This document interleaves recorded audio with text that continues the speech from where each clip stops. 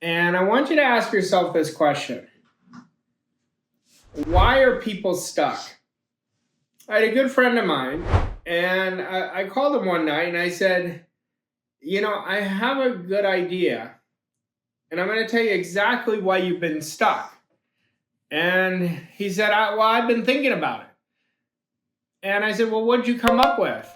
And he came up with all these reasonings, and I said, that's not why. People stay stuck because even though they want more, they see themselves where they currently are. They're enslaved by their old self. So even though they want more, they're enslaved in the present of what they've always had. See, we've got to see ourselves where we want to be. That's going to be the constant. We always face the direction, we always go in the direction we're faced. So if I'm always seeing myself where I currently am, well, I'm always going to think that way. Our brain is wired that way to focus on wherever our attention is.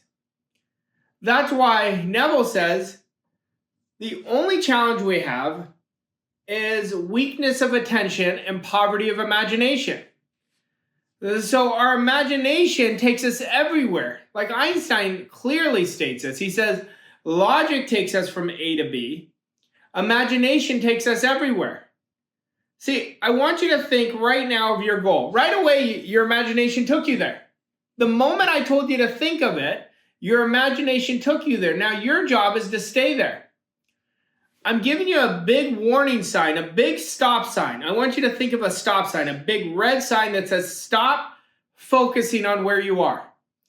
And in order to do this, you have to understand decision making. Once you've made a definite decision mixed with discipline in your mind, it is done and you will attract everything necessary for the fulfillment of your desire. But unless it is a convicted decision, your program is going to automatically get you back to where you are.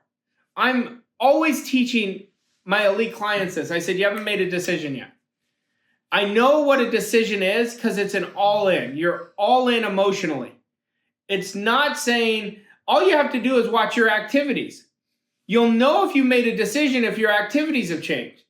And if you measure your activities every day, you're going to measure why you're winning and losing. But the person who is wishing and hoping, they're not going anywhere. It's delusion. And we've got to go deep and do that deep intrinsic work to go create the new person. The work is changing your identity. How you think, feel, and act is your identity. It's automatic. You're never going to work incongruent to your identity. You're always working congruent with your identity. But if you will starting today, say from today on, I'm going to measure my activities at the end of the day, then I'm going to see why I got what I got. And most people are not asking, they're not aware to ask themselves the right questions. Well, why am I keep focusing on where I am? I already know how to get to where I am. I've already done it. Where you are has been created by your past decisions, beliefs, behaviors, and actions and mindsets. So where you're going is going to demand you to make bigger decisions and ask yourself, am I willing to go there? And start getting out of your comfort zone. See, I want you to ask yourself this question. Where am I winning in my life? And I want you to think what's popping up in your mind. I'm going to give you a second. Where am I winning? And if you're hesitating to answer that, you've got a weak image. Then ask yourself, what is my image? Well, all you have to do is look at the results. The results will tell you what you're comfortable doing, what's automated inside of you. Then you ask yourself, where am I all in my life? I'm all in my fitness. I'm all in my self-study. I'm all in taking actions from the person I want to be.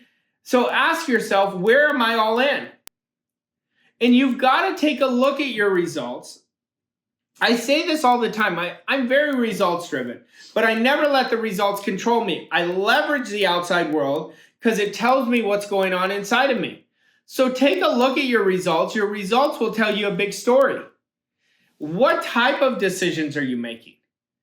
And when you start asking yourself this, you're going to understand the only thing you have to know is, what do I really want, and become aware of what you want. Your want comes from the essence of who you are. It's from your subconscious mind, gets channeled to your conscious mind, and your job is to accept it. Most people do not accept it, so they keep doing, oh, that's not for me. You know what I hear a lot? That's too hard. I was working with a client this morning, and he says, attitude is hard. I said, not really.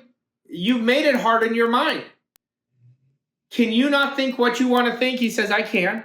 I said, but your goal is that it's hard. So you're going to keep finding ways for it to be hard. That's a decision. That's a choice. We've got to understand that we're the only creature on this planet who's been gifted with intellectual faculties. Where our intellectual faculties dictate our emotional state. So if you're sitting there constantly reacting, letting other people disturb you, you know what you're doing? You're letting other people control your subjective mind. And you've got to stop doing that. You've got to be in control. You've got to say, no, I'm going to get so good at rejecting and accepting ideas that I'm only thinking what I want to think. And if you say, the only thing I have to do is control my thinking, that's what we're responsible for. We control our thinking. Our thinking is a currency. If people understood how important thoughts are, they would not minimize disciplining their thinking. If you understood how important getting out of your comfort zone is, you would never not want to live out of your comfort zone. If I told you can have anything you want in your life that you really want, the only prerequisite is you have to get out of your comfort zone. And I said, for 365 days, if you get out of your comfort zone, you're going to improve your income by 10x, you would do it. See, the problem is we default to the old fears, the old attachment, the old identity, and we don't prioritize the important principles. Ask yourself this. I teach a concept to all my elite clients that I go deep with them on this. It's called the Power of Five. And I want you to ask yourself, this is the foundation of ourselves. This is the foundation of creating a world-class life. How decisive are you? Right away, you'll have an idea. Well, you have to be decisive. You've got to make decisions, and you've got to trust yourself. Then I say, how great is your standard built right now? Well, your standard creates empowering beliefs. Your standard creates your story creates your identity. Then I'll say, do you have empowering disciplines? And you'll say right away, I do or I don't. Well, you have to have empowering disciplines. A few disciplines compounded over a year is going to create a world-class life for you. Then I'll ask you, well, what kind of attitude do you have? Are you always disturbed by the outside? Are you settling? Are you not willing to go all in? Are you afraid of the unknown? Well, attitude is our foundation of everything. It's our thoughts, our feelings, and our actions. Then we look at the big one out of all of these, which builds your identity. Your identity is the foundation of your program. Nothing will happen outside of your identity. We will never outperform our identity. So you'll know what your foundation is. Are you settling right now? Why do people settle? Because they have an image of themselves that they're not good enough. Never settle. Make it a decision, and make it an irrevocable decision mixed with discipline that I'm never settling again, and watch what happens. Are you asking the world for what you really want, or are you just going based on your old history? I did another video where I shared at the end of 2023, most people in December will create their goals, not based on what they really want, but maybe 5, 10, 15% better than they did the year before. That person is not understanding their potential. You have infinite potential. Now, are you letting your real self make your choices, or are you allowing your fake self? Now, I'll do another video on this in the future, but everything has to be driven by your future self. Let me give you a little idea about this. Your future self drives your present self. That's what you want it to be if you're going to make things happen. What are you saying yes to right now that your future self would be like, no way, I'm not doing that? What are you saying no to that your future self would say yes to? See, you could start measuring it, and you're going to build your identity by everything comes from your future self. Every decision I make is from my future self. It's not from where I'm comfortable. I want to sprint to my future self. And all you have to do is measure it. Like I can measure my life. You can measure your life where you were 3 years from now. And your future self is much different than your present self. They're not the same person. But make choices from your future self. See, you don't have to stay stuck. I listen, when I've been stuck, it sucks. I hate being stuck. But there's value in it because that's what allowed me to be inspirationally dissatisfied, where I was sick and tired of being sick and tired.